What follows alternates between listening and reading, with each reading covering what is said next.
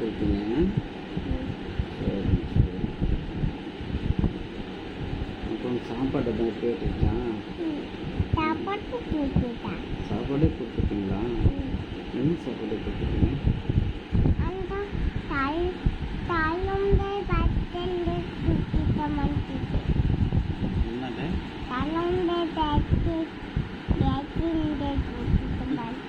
குழம்பு பிசைஞ்சு கொடுத்தீங்களா?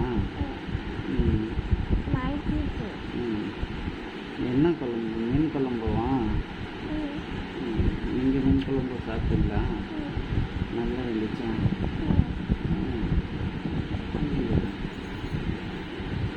அந்த மீன் குழம்பும் நீங்கள் கொடுத்துட்டீங்களா பிசைஞ்சு?